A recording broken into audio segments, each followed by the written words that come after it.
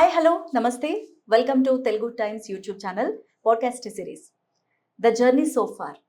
ఈ ఎపిసోడ్స్లో చెన్నూరి వెంకట సుబ్బారావు గారి జర్నీ ఎన్నో రకాల ఇంట్రెస్టింగ్ విషయాలు షేర్ చేసుకుంటున్నాము. అండ్ గత ఎపిసోడ్స్ కూడా మంచి రెస్పాన్స్ వచ్చింది. సో ఇంకెందుకు ఆలస్యం, మరి సార్కి వెల్కమ్ చెప్పేద్దాము. సార్ నమస్తే. అందరికీ నమస్కారం అండి. నేను సుబ్బారావు చెన్నూరి. సార్ చాలా డిఫరెంట్గా ఉన్నారు. గత ఎపిసోడ్స్లో చూసిన దానికి ఈ ఎపిసోడ్ నుంచి చూసే దానికి చాలా డిఫరెంట్గా ఉన్నారు. ఏమన్నా విశేషం ఉందా? లాస్ట్ ఎపిసోడ్ చెప్పుకున్నాం కదా, వెంకటేశ్వర స్వామిని అమెరికా తీసుకెళ్ళి శ్రీనివాస్ కళ్యాణం చేసామని. అప్పుడే చెప్పాను నేను వెంకటేశ్వర స్వామి భక్తునని. మొన్న 2 weeks క్రితం తిరుపతి వెళ్ళాను. సో అందుకని ఈ హ్యాట్ వచ్చింది. చాలా బాగుంది, అపీరెన్స్ చాలా బాగుంది. Thank you sir. ఈ ఎపిసోడ్లో ఏ విషయం గురించి మేము తెలుసుకోవాలనుకుంటున్నాము అంటే ఏ కాన్సెప్ట్ గురించి చెప్తారు? చాలా యాంగ్జైటీగా ఉందన్నమాట. నాతో పాటు మా ఆడియన్స్తో పాటు నాకు కూడా యాంగ్జైటీగా ఉంది. ఇప్పుడు ఏంటంటే మొదటి 4 ఎపిసోడ్స్ మంచి రెస్పాన్స్ వచ్చింది. చాలామంది ఫోన్లు చేశారు, మెసేజ్లు ఇచ్చారు, సైన్స్ పెట్టారు, వాట్సాప్ మెసేజ్లు పెట్టారు. చాలా బాగుంది. చాలామంది అడగటం మొదలెట్టారు కూడా. అందువల్ల నేను కూడా కొంచెం ఇంకా హోంవర్క్ చేసి నేను చెప్పదలుచుకున్న టాపిక్స్ అన్ని జాగ్రత్తగా రాసుకున్నాను. ఇక నుంచి ఏంటంటే ఒకసారి తెలుగు టైమ్స్ ప్రారంభించిన తర్వాత ఎపిసోడ్ వస్తుంది, ఇంకోసారి తెలుగు టైమ్స్ ప్రారంభించక ముందు నా మీడియా ప్రస్థానంలో ఈనాడులో కావచ్చు, ఉదయంలో కావచ్చు, ఇండియన్ ఎక్స్ప్రెస్లో కావచ్చు, ఆ విధంగా డివైడ్ చేసుకుని ఒక లిస్ట్ అవుట్ చేశాను. అంతకుముందు ఆ తర్వాత అనమాట. అయితే ఆ విధానం కావచ్చు. సో ఇప్పుడు నేను ఇండియన్ ఎక్స్ప్రెస్లో ఉండగా జరిగిన ఒక విశేషం, ఒక అమితాబ్ బచ్చన్ ఒక ఆలోచనని ఏ విధంగా మారుస్తాడన్న దాని మీద ఇవాళ మాట్లాడుకుందాం. నేను ఇండియన్ ఎక్స్ప్రెస్లో 1998 జనవరిలో చేరాను. ఇండియన్ ఎక్స్ప్రెస్ వాళ్ళకి సినిమా ఎక్స్ప్రెస్ అని ఒక పత్రిక ఉంది. ఇట్స్ ఏ ఫోర్ట్నైట్లీ మ్యాగజైన్, చిన్న పత్రిక. ఇండియన్ ఎక్స్ప్రెస్కి చాలా న్యూస్ పేపర్, ఆంధ్రాలో ఆంధ్రప్రభ ఉంది, కన్నడలో కన్నడప్రభ ఉంది, తమిళనాడులో దినమణి ఉంది, మలయాళంలో మలయాళ వారిక ఉంది. అది కాకుండా సినిమా ఎక్స్ప్రెస్ ఉంది, ఇంకా జెంటిల్మెన్ అనే ఒక మ్యాగజైన్ ఉంది. వీటన్నిటికీ కలిపి, అలాగే సౌత్ ఇండియా మొత్తానికి 5 states కలిపి నేను join general manager sales. So Manoj Santhalia గారు ఇది చైర్మన్, రామ్నాథ్ గోయింకా మనవాడు. ఆయన నన్ను పిలిచి, Subbarao, now cinema express has got awards, cinema express awards function is your baby, now I'm handing over to you అని చెప్పారు. కొంచెం స్టడీ చేశాను నేను. 1982లో మొదలెట్టి ఒక 15 సంవత్సరాలు, అంటే until 15th cinema express awards function వరకు ఒక స్మాల్ ఫంక్షన్లా జరిగేది. మన రవీంద్ర భారతిలో జరిగినట్టుగా జరిగేది. ఏ లలితా జ్యువెలరీ ఎవరో స్పాన్సర్ చేసేవాళ్ళు. అయిపోయింది.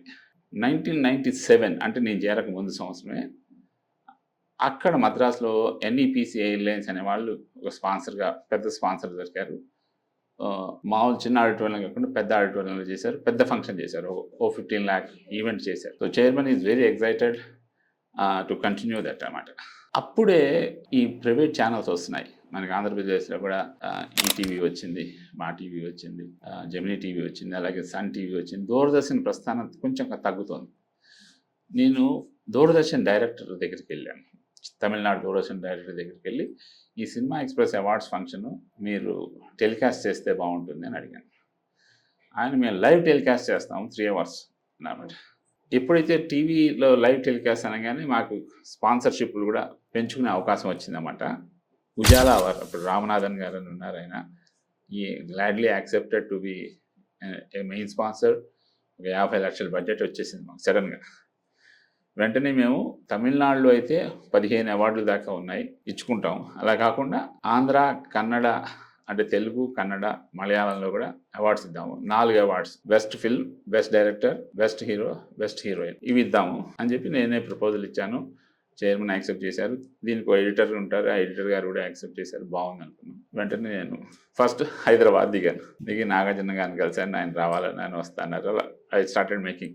దెన్ ఫైనల్గా సౌందర్య గారిని కలిశాను. సౌందర్య గారిని కలిసి మీరు కూడా రావాలి అంటే వస్తా అని చెప్పారు. వస్తా అని చెప్పిన తర్వాత నేను నెక్స్ట్ ఇక్కడ నుంచి బెంగళూరు వెళ్తున్నాను అని చెప్పగానే నేను బెంగళూరు వచ్చేస్తాను, అయితే రేపే మొదటిసారి హిందీ సినిమాలో చేస్తున్నాను, పద్మాలయ స్టూడియోస్ వారు అమితాబ్ బచ్చన్తో సూర్యవంశం హిందీ రీమేక్ చేస్తున్నారు అనగానే నా ఐడియా అంతా మారిపోయింది.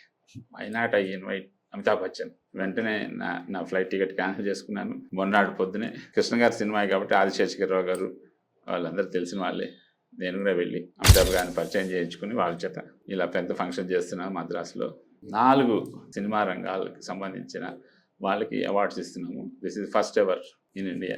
మీరు చీఫ్ గెస్ట్గా ఉంటే బాగుంటుందని అన్నాను. ఆయన give me A day, I will come back to you tomorrow అన్నమాట. ఆ రోజు సాయంత్రం ఇండియన్ ఎక్స్ప్రెస్ ఆఫీస్లో కూర్చొని బిగ్ బీ ఇన్ హైదరాబాద్ అని ఒక పెద్ద ఇండియన్ ఎక్స్ప్రెస్ ఫ్రంట్ పేజీలోనే బాటంలో పెద్ద హెడ్డింగ్ పెట్టి ఒక న్యూస్ ఐటమ్ రాసి మొన్నటి పొద్దున ఆ న్యూస్ ఐటమ్ కూడా ఆయనకి పంపించాము. మొన్నటి పొద్దున మళ్ళీ నేను పద్మాలయ స్టూడియోస్కి వెళ్ళాను 10ంటికి. అమితాబ్ గారు అప్పుడే మేకప్ చేసుకుని బయటకు వచ్చారు. Rao Saab, I spoke to my manager, I will come to your function అనేసారు.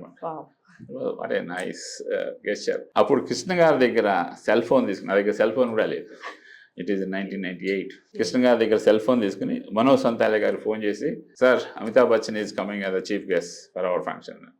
ఆయన అన్నాడు, Subrao where are you, in Mumbai?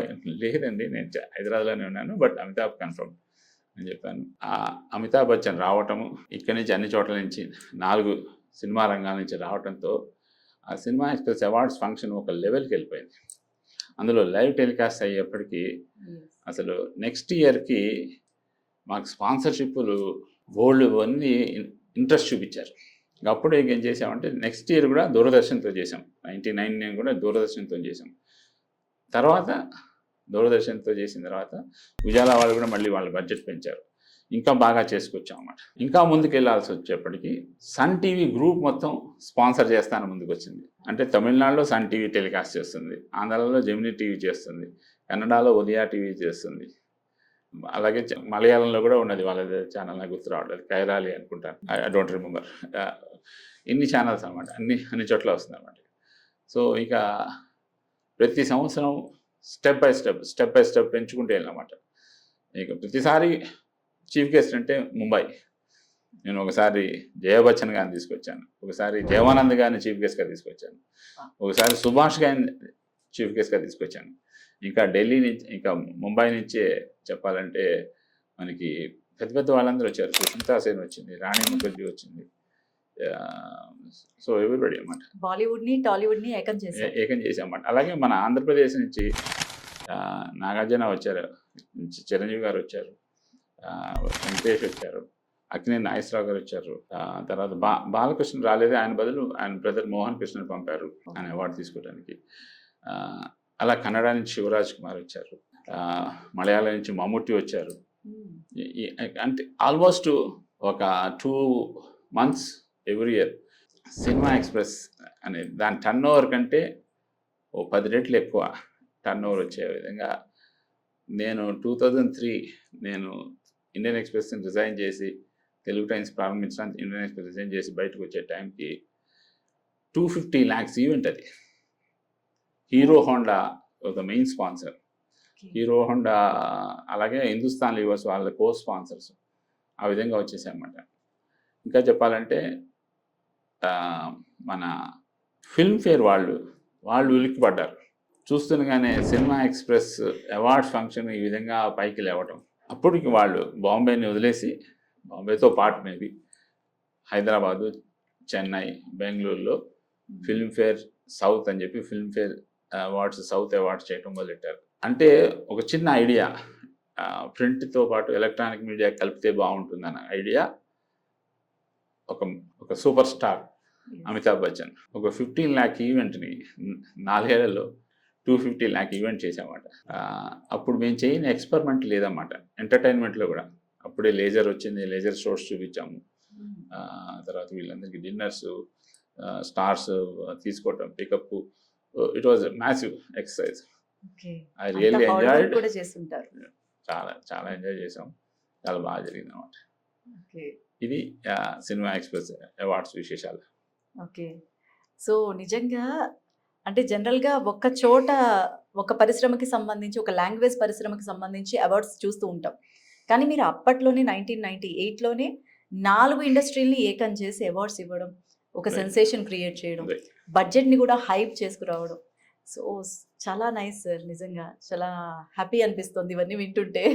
అంటే మేము అప్పుడు అవన్నీ చూసి ఉండొచ్చు టీవీలో, డీడీలో లైవ్ టెలికాస్ట్లో వచ్చినప్పుడు. అప్పట్లో మంచి ఎంటర్టైన్మెంట్ అంటే టీవీనే కాబట్టి అవన్నీ చూసి ఉండొచ్చు. అవన్నీ చూసినవి చూసిన వాటి వెనకాల ఇంత కథ ఉందా అంతే కదా. అని తెలుసుకుంటుంటే గూస్ బంప్స్ వస్తున్నాయి. So nice sir, so nice. Thank you so much అండి.